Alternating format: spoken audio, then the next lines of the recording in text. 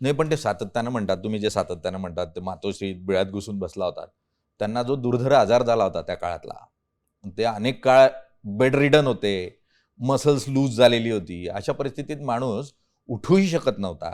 अशा परिस्थितीमध्ये तुम्ही त्यांच्याकडून काय अपेक्षा करतात की त्यांनी रस्त्यावर येऊन काम करायला हवं होतं, ते शक्य झालं असतं का?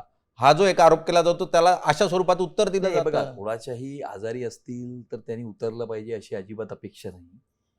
परंतु बाकी इतर नेते होते, अगदी खरं. युवा नेते होते, युवराज होते, मग ते कुठे होते? आणि त्यामुळे कोविड केअर सेंटर ज्या वेळेला स्थापन होत होतं नेस्कोच्या वरळीला, हो. ते स्थापन झाल्याच्या एक दिवस आधी तिकडे आले, ओपन म्हणजे व्हेकंट कोविड केअर सेंटरचा फोटो काढला.